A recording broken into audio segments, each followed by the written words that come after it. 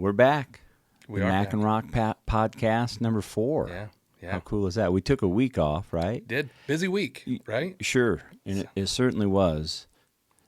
But, they say the key to, getting subscribers and views and things like that is consistency. Yeah. So I'm thinking, man, if we can do this, as often as we can. Yeah. And I think I've edited every one and had them streaming by Tuesday. Mm-hmm. So this week might be a little different. I might be able to get up sooner because, we're not working next week. So So Scotty Rocker here with my friend Josh McKenzie. We're back. He is back. We are back. We're gonna have some fun. I said, Josh, let's talk about dogs, and then that changed 3 days later. I said, let's talk about the 4th of July. Yeah. And Josh said, I got a better idea. Let's talk about lightsabers. Got some lightsabers. This is Josh's Mace Windu lightsaber. Check this out, folks. We're getting right to it, Josh. Oh yeah, no, hey, that's fine with me. Samuel L. Jackson was a total bad mofo. Yeah. And this is why. Look at that. I don't know if they can see that purple yet, but oh man, look at that hilt. It's the only one with that color in the movies. Awesome? Oh yeah. In the movies, the expanded universe back in the day. Yeah, we had well, now see, not anymore, not since the sequel. Oh, that's right. Because Rey's was gold, right? Yeah. Oh, yeah, and I guess the new Acolyte series they had a few with the yellow. One fella's got a yellow one. Yeah. And now in Shadowhunter, the book, the Darth Maul book, Darsha Assant had a yellow lightsaber. Yeah. I'm kind of glad they're expanding a little bit on the colors. It's cool. Yeah, I'm not upset with it. Nope. I'm still an original guy, but nothing beats a crystalline blue lightsaber, right? Or a red one, right? Yeah. Now the day they switch up the Sith lightsabers, we got a problem, right? Yeah. I was not even when it came to episode 3, Josh, and when Anakin became Vader without the suit and he wasn't using a red lightsaber, I was like, no, I want to see this with a red lightsaber. Which initially he did. Yeah. But George changed it, so. Yeah, it was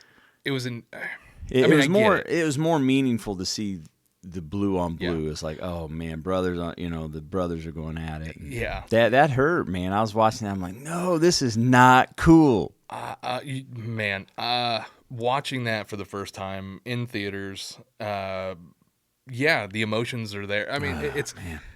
So. Quick backstory. I went to school for business, specifically entertainment business. It's always been one of those fascinations for me, not just the entertainment. I enjoy that, but the behind the scenes stuff and everything, and how you do it. And one of the things they taught us was when you're creating entertainment, you are selling emotions. You're not just selling a piece of entertainment. You've got to sell the emotion. Get them heartstrings. Exactly. And when I watched that episode there at the end, the emotions are real. If you're any kind of fan of Star Wars, you don't even have to be a super fan, but to finally see Anakin and Obi-Wan fight. Yeah. Especially knowing that they were close. Yeah, especially when you watch the Clone Wars series, and then you really saw how close they were. They can't capture that in a 2.5 hour movie or even hardly a trilogy. Yeah. So watching the Clone Wars, I'm like, oh man, that was a devastating fight. And you know what else on that movie, Episode 3, when he's in the suit for the first time. And I think it's when the mask comes on and you hear that high pitch. Yeah. Like the air suction sound, And they had this high pitched sound going. Like, it's weird. My sound effect wasn't very good there. The theater, and it was packed. Yeah. I mean, you could have heard a pin drop. Yeah. And people were just like, and then you get a second to look around and you're like, and then they raise, Lord Vader, rise. Yeah. How emotional was that? Getting right? some goosebumps thinking about this. Yeah, I mean, I like to say Empire Strikes Back is one of the best movies, cinematic masterpiece. Yeah, it's good. And I can't say it's my favorite anymore since I saw episode 3. It was, in the moment, I can tell you right off the bat, Revenge of the Sith was my favorite walking out of that theater. I was like, there's no other. There's no other. And then I rewatched Empire Strikes Back again, and I'm like, oh, okay. Oh, man, that's so good. Yeah. That's so my good. My only gripe with Empire is the fact that they do not do a good job of showing the time between Hoth and training Dagobah and the Cloud City. Yeah, because you're like, oh, it's been like a week or two, and look how great he is now, and then that's my only gripe, because even my kids, when they watched it, they're like, well, he learned quick, and I'm like, yeah, and then everybody wants to get on Disney about Rey being they're 2-hour-long movies, 2.5 hours maybe, and which is way too short when you compare it to a masterpiece like Lord of the Rings, where they were over 3 hours. And they really did a good job of kind of like spreading and giving the feeling, the illusion that time had passed. Even then, it doesn't feel like. So I can't remember. It's years, right? Like, I mean, not like 2 years. It's like 5-10 years or something from the time they leave the Shire till the end. Was it that long? See, I'm not familiar with the books. I'm not either. Let us know in the comments, because I'm not as familiar with that timeline. So. So Luke's training, it seemed like, he was there for a couple days, and now he's Billy Bad A. Yeah. And he certainly was in Return of the Jedi, though. Would he choke the force choke the Gamorrean guards? Yeah. I was like, and he probably used the force to raise that huge door. Is what I was thinking. I don't think he was just let in. Yeah, he used the force on that. The Mandalorian, when he shows up, was it season 2 or season 3? Season 2. Mm-hmm. He shows up on the ship, and he's just, they're watching on camera, and he's taking out these super battle droids type things. Yeah, like you could see the fear. Mm-hmm. Oh yeah, and what's his name? Grand Moff. Gideon. Yeah. He was like, uh-oh. Yeah. Can we take a second to say how great Giancarlo Esposito is? He's awesome at acting, like an awesome actor. Yeah. He's fantastic. I'll watch anything with him in it. Yeah. It's fantastic. That third season of The Mandalorian, I thought was really cool. With his awesome armor, all that Bespin armor, and he looked like a Mandalorian almost with his gadgets and whatnot. Yeah. So I will say, cool. Carl Weathers. Yeah. I'm going to miss Carl Weathers. Oh yeah, you gotta love it when he even had a redeeming arc within the 3 seasons of the show, right? Yeah, he really did. Because he kind of turns on Mando there, and then he's, he saw the errors of his ways. Yeah. Man, Carl's so good. He's fantastic. I mean, one of my favorite fun facts is in Rocky IV. Spoiler alert, if you haven't seen it yet, Apollo Creed is killed by Drago. I cried, by the way, in the theater. It hit me hard when I watched it for the first time, because I loved Apollo Creed. Yeah. So he does that when he collapses on the mat, and he's shaking, and he's kind of he's really going through it. When they hit cut, the on-set doctor rushed in and started checking, because they thought he actually died. Got hit. And oh man, to me, that is, if you make a medical doctor believe that you have died on the mat while shooting a scene, you're a good actor. You're fantastic. Yeah, you're one of the best. That should have been an Oscar. How dare you, Academy, for not giving this man an Oscar for that scene. And then, to see him in Mando as the, like the mayor of that town, he offered Mando a property, I was like, I like this guy. I'm going to miss him dearly. Oh, yeah. And he directed, I think, at least one episode. Yeah. I know he directed at least one, if not more. And the because I followed him on some of the socials and stuff, and the elation that he had for that. He's like, oh, thank you, everybody, for everything. And who would have thought that Carl Weathers was about Star Wars, because he was great. He's such a great guy. I mean, the most iconic handshake in the history of the world is from him and Arnold Schwarzenegger. Dutch. Yeah. Dutch. Yeah. You son of a bitch. Dylan. Or Dylan, that's it. Schwarzenegger was Dutch. Yeah. Dylan. Yeah. That's right. Yeah. That was awesome, man. Fantastic. I love. Yeah, he was awesome in that movie. It was, I was like, he's in trouble now. Yeah. When old Predator's after him. Yeah, man, what a guy he was, man. Tubbs. I mean, how you beat Tubbs? So good. Yeah. It's another iconic role. Yeah. I mean, every time I see an alligator on a golf course. Yeah. I mean, not around here, obviously, but Florida, Florida and anywhere. You can't help but think of Tubbs laughing. and his hand. Yeah. Oh, that hand. And remember when in the movie when he found the crocodile or whatever that ate his hand, and he presented it to him. Gave it to him. He fell out the window and died. Oh man! The end when they have the Force Ghost, up top, and you see the alligator. He's got his hand back. Yeah, that's good stuff. Yeah, typical Happy Madison right there. Yeah, no, it's the fun. Like, I didn't expect that. To me, that's comedy. That's comedy. You gotta. It's the little things. Yeah. Josh, real quick before we get too far, we showed your Mace Windu lightsaber. What else you got over there? While we're talking about Mandalorian, I've also got the dark saber. So, dude, that thing just looks cool. It really, it's pretty neat. And the cool part is the blade. I don't have it with me, but it has the shape of like what you see. Katana. Yeah. And I mean, it does have it's got a good, solid feel to it. For me, it's a little small. No, it was solid for sure. Yeah, I'd wield that sucker. Yeah, and you know what? When I first saw that, was that the Clone Wars? Yeah. Okay, when I first saw that, I thought, if we're ever going to get close to a real lightsaber, that's probably the start. Yeah. You electrify that blade somehow. Of course, his retracted, right? That one was retractable. And now, of course, that's in the Mandalorian too. Mm-hmm. How cool is it to see it go from cartoon to, I think that's the one amazing thing that Disney has done. I mean, for better or worse. I think Disney's done a good job of, Dave Filoni, right? Dave Filoni and Jon Favreau.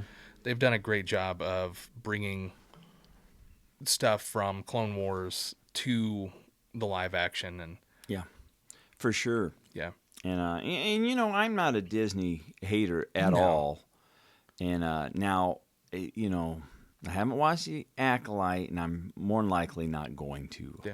Although those lightsaber scenes in that last episode looked phenomenal. That was so. I mean, I don't know. Has The Acolyte been perfect? No. I know there's a lot of outside buzz and everything. The haters. No, I shouldn't call them haters because I should not call them haters.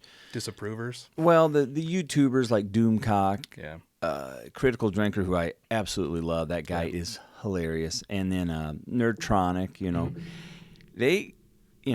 they have an influence on me for sure because I watch those guys and I tend to like what they talk about and agree with a lot of it. Yeah. I love that sound. Folks, can you hear it? Listen to this. That's when you engage or disengage the blade. So I showed you Josh's awesome Mace Windu lightsaber. I had to play with it because it's purple, man. This is the same blade that was in his Mace Windu. Yeah. And this is my Sith Lord lightsaber that I created at Savi's. So check this out, folks. The blades are interchangeable with all the Savi's lightsabers, and even if you didn't build them at Savi's, you can buy them down there at Disney. Blades are interchangeable, and it just depending on what crystal you have. Check this out.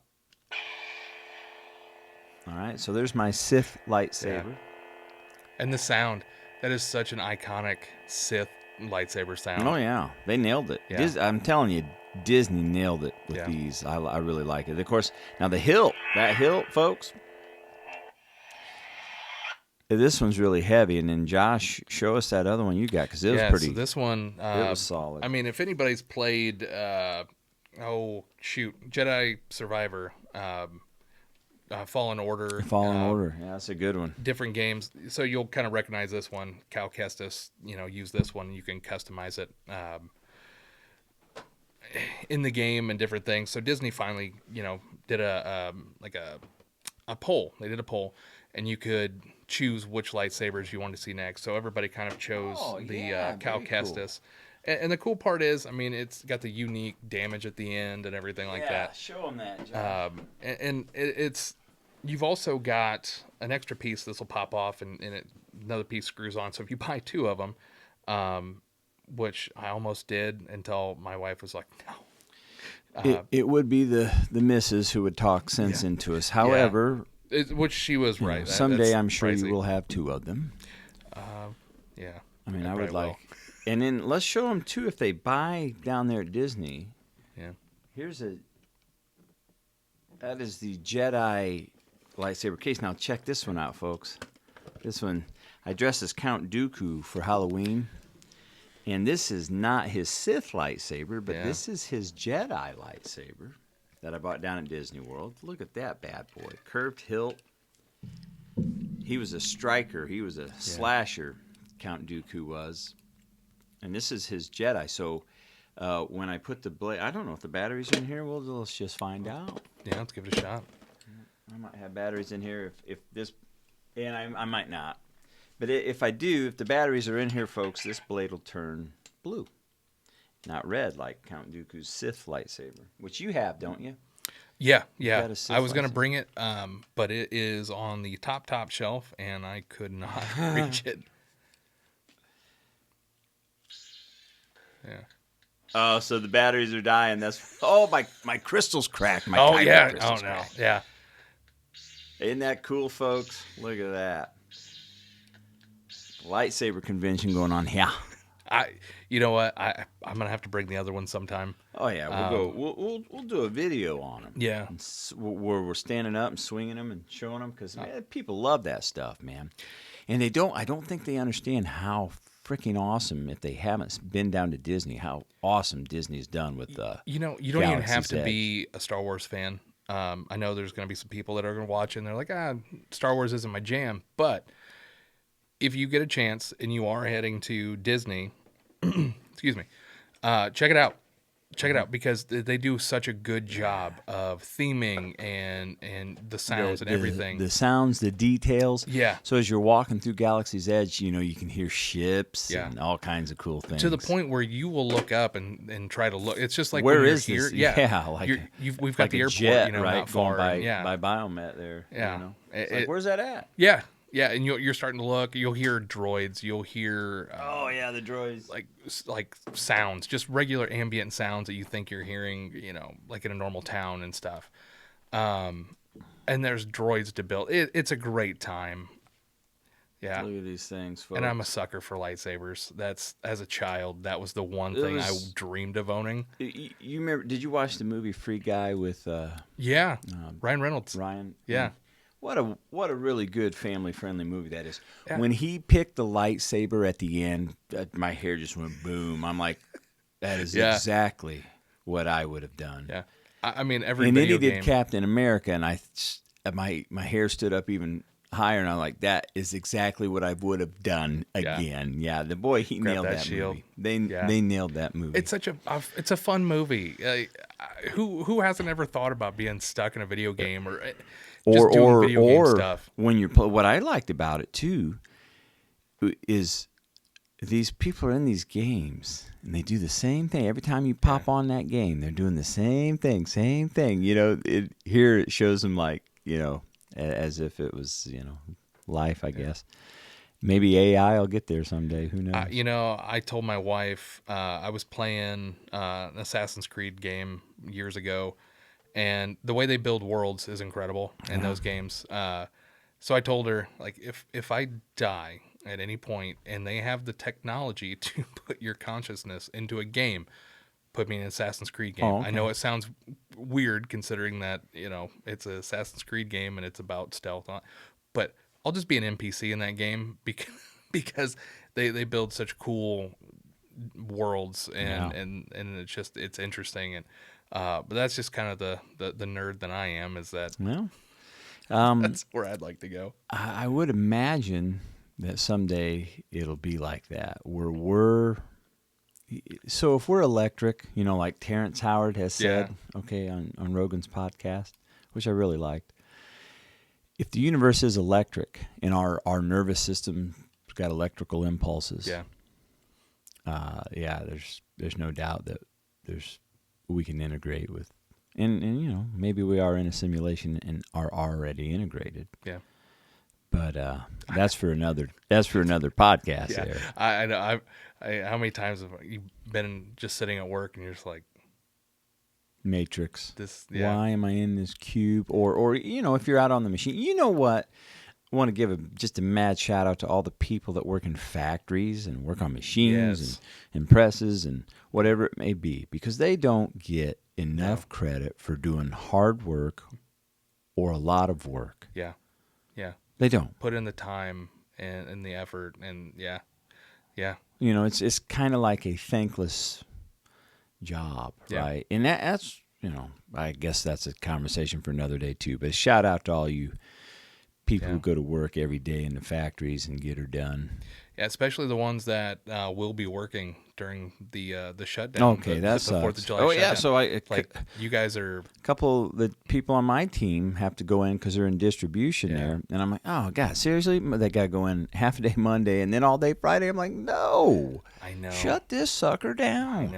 I know, it's such a bummer, and but they're the real ones. They're the ones that they suck it up and they do it, and they're doing stuff that most of us aren't.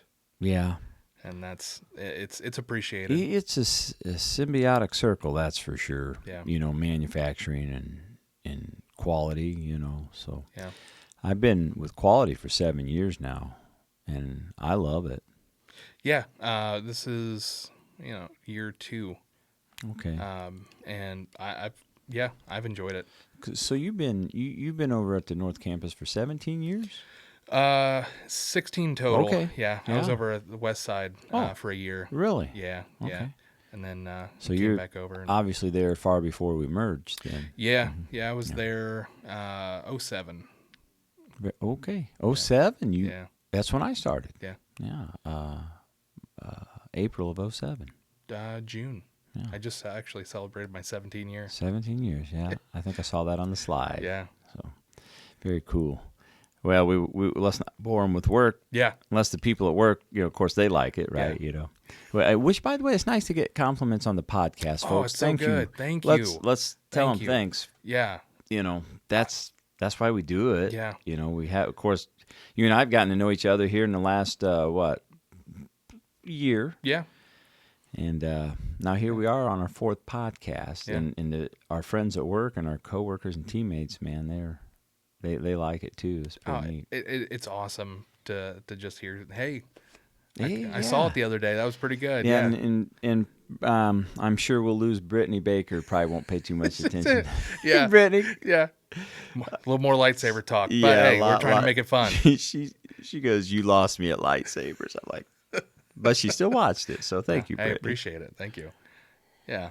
No, it's fun, and It's my Stormtrooper huge coffee mug. Oh, show them your tumbler. oh yeah. No, if you haven't figured it out yet, friends, Josh and I are Star Wars nerds. This was a gift from my wife. Again, she always comes through. They know. Yeah. Yeah. I mean, it's the little things. Yeah. The smallest stuff is fine with me. Brings you the biggest amount of joy, like a tumbler like that, because that's a Chewbacca. Yeah.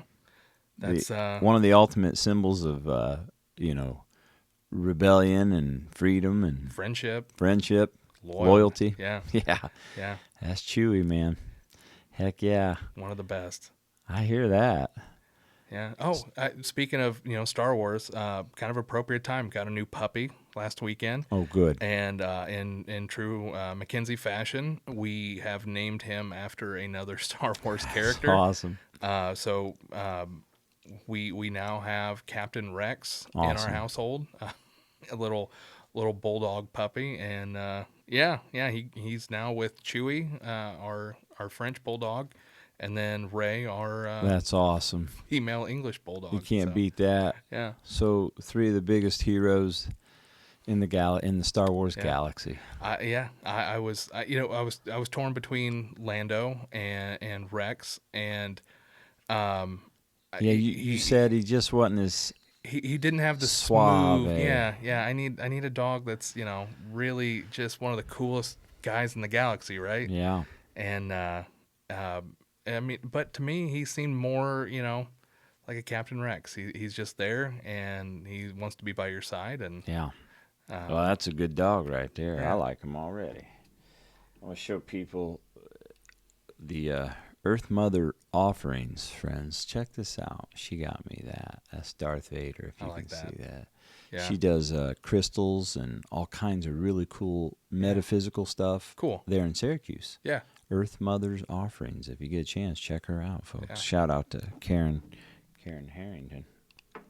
And she got me Yoda, too. Where's Yoda? Oh, there's Yoda. Yeah. Man, God, this is the coolest. I don't know. Is that Grogu? That might be Grogu. I think it's Grogu. Oh, it is. Tell me, is that Grogu, Josh? Yeah. He's got the little jacket and everything. Yeah. Yeah, that's Grogu right there. Thank you, Karen, for those. I keep them. They're actually the centerpiece of my podcast table, so Josh gets to see him when he's over here. Star Wars, man. This has been a Star Wars episode. I know, another one. And honestly, keep them coming. I love it. I'm kind of going back to the Acolyte. I've been watching it, and what do you think? It's got its downfalls. It's not perfect, but it's nice to see another time period. Mm-hmm. It's nice to see some different stories that I'm not familiar with, different characters. The last episode was awesome. If you like lightsaber fights, and that was it.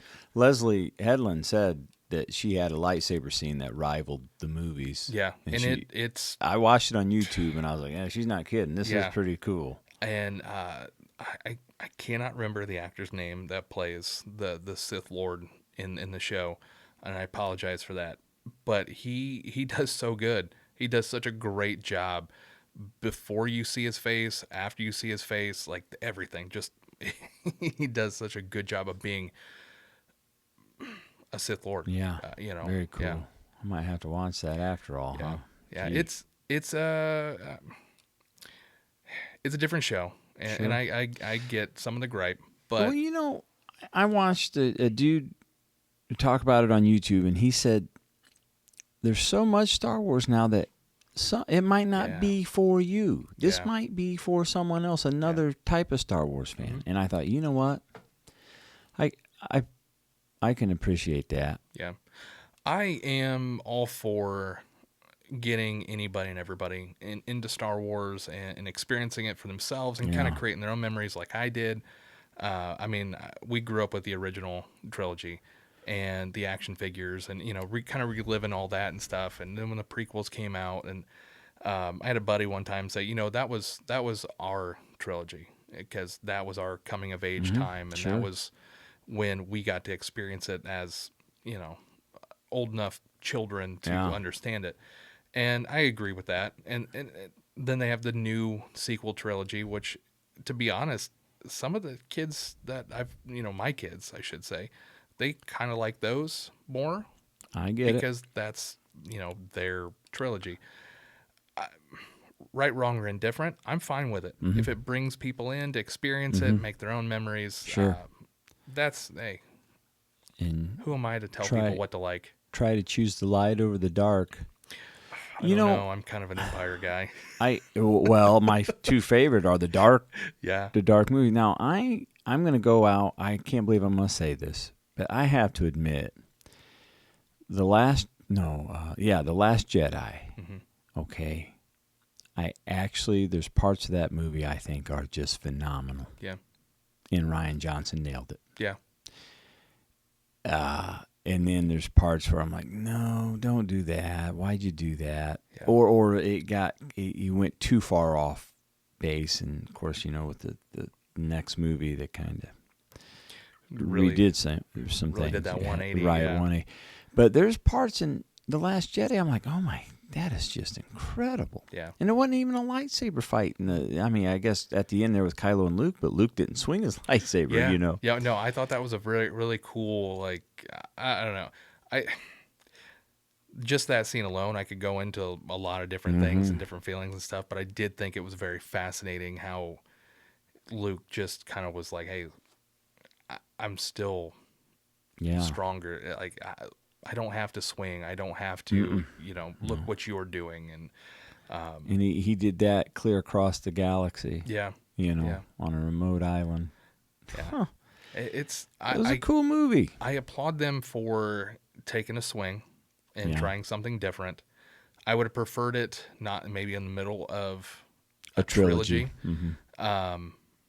Absolutely. But, you never know what's going to land and how it's going to land. You got to just take those shots. And I give him credit. He tried. He took a shot. I think the third one, if they would have just, instead of trying to really pull back on things and just went with it, made it a little more cohesive, things might have worked out a little better. But, that's why I'm not in the field professionally. It's just me watching from. Well, Disney made their mistakes. Yeah. J.J. Abrams should have directed all three of those movies. And to complain about Episode 8, is that The Last Jedi, Episode 8? Yeah. Yeah. To complain about that, he has no dog in the fight because he's the executive producer of that movie and could have changed anything he wanted to change. You're greenlighting everything. So don't give me no bull crap that you had to fix all this. You didn't have to fix it. You could have fixed it from the get-go. That's one of those. So either his name was on there as a title just to keep him involved with it. Yeah. But the truth is he should have directed all three of them. And I think for better or worse, right? Yeah. And I do feel bad for Rian Johnson. He's a great director. Godzilla is one of my favorite movies. That one he did. Yeah. That was an awesome movie. Knives Out, Glass Great Onion. Movie. Good fun, grief. Yeah. Interesting, intriguing movies. Star Wars? Yeah, it missed the mark for me. There are people out there that do like it, and I'm not going to be the one that gatekeeps on anything. But yeah, I think to me he missed the mark. But that's there's flashes of brilliance, as I like to say in that movie. Yes, flashes of brilliance. As a matter of fact, I got. You can't see it because my curtain's back there, but my Last Jedi poster's back there that my daughter bought for me at Disney World. Nice. I said, yeah, so I'll hang it up. I'm not a Disney Star Wars hater. I mean, if you tend to listen to those guys on YouTube, they can get to you, and they do have some points. Yeah, and some of them are really valid. But it's okay for things to change too. I mean, we don't want to go too crazy, but I appreciate a gold lightsaber. Yeah, I do too. When Rey fired hers up there at the end of the Rise of Skywalker. Which is, another podcast. When she fired that up, I was like, oh, okay, well, that was cool. I thought there was a nice, interesting touch in that was pretty cool. And if you blink and you miss it, you'll see, when she fires it up, you'll see a blue and a green, like, spark or something. I saw it. Mm-hmm. So, like, they're, like... Noticed it. So it's representing the Jedi. Yeah. The light side. Yeah. Mm-hmm. And Luke. Exactly, Yoda and whoever else. I thought that was kind of a neat touch to kind of bring in there. It's the little stuff I think we just kind of have to enjoy. Mm-hmm. And other plot holes and stuff in Star Wars. But we'll have to talk about Rise of Skywalker. There's always plot holes in Star Wars. I mean, you might find this hard to believe, but I think I only watched that one time. Oh, The Rise? Yeah. The only Star Wars movie I ever did that with. I think I watched it that a few times, Solo. But... We got to talk about Solo too. Yeah. Because I love that movie. I did too. And it's okay to make a movie that's just fun. Yeah. Shut up. Yeah. Don't be hate. Just have some fun with it. I think that one was timing. I really do. I think that one was timing. Everybody, the fandom was extremely mad about The Last Jedi. Yeah. And you are correct. Yeah. 100%. I think it was timing. It was. I honestly believe people were starting to get a little burnt out. As far as Star Wars, because we were getting bombarded with Star Wars movies, Marvel movies, the cartoons. And it was just bam, bam, bam. Yeah, I liked it though. I did enjoy it. I thought that guy that played Lando, I was like, okay, perfect. Oh, Donald Glover. That's right. Yeah, he. Yeah, he was smooth. Man, yeah, it would be. It would be, I don't know, it's not Star Wars, but it would be so cool to see some kind of a time warp where you've got Billy D and Donald Glover playing Lando at the same time as that would disrupt the space-time continuum because of the coolness.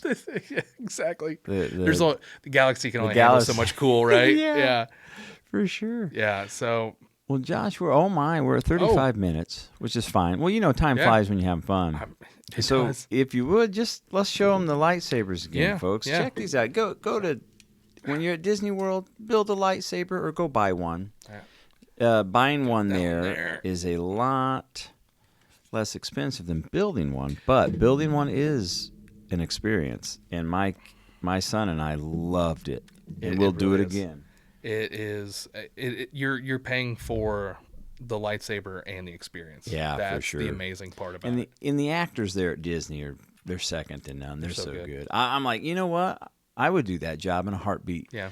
To see the joy of people when they have you fight. There's 20 people in there, I think, maybe 15. They fire them all up. You got yellow, green, blue, purple, red. I was like, oh man, that's beautiful. And the music's playing. Yeah. The music's playing. And the sounds from each lightsaber. Yeah, it's such a good time. That's Savi's Workshop. Yeah. And then Doc Ondor's Den of Antiquities is where you can get the legacy lightsabers. You can get all the legacy lightsabers. Yeah, man. and they're fun. They'll let you. They'll look at all of them. All kinds of kyber crystals. Yeah. Yeah. I'll have to bring those sometime because those are neat. Those are fun to collect. And, yeah. I got to get some more. I got 3 of them between my son and I. So. Yeah. Well, Josh, let's sign off. Yeah. Everybody have a awesome 4th of July. Yeah. Be safe. Yeah, be safe. Do not blow any of your digits off. Yeah, kids, let the older people handle the fireworks. Older people, let the older people handle the fireworks. Use an aim and flame if you're going to light fireworks. I learned that when I was in my 20s, Josh. I'm like, hey, I'm not burning the heck out of my fingers anymore. So nice, yeah. Yeah, so. Yeah, happy Independence Day. Yep. And we'll see you soon on the Mac Roc Podcast. Yeah. See you guys.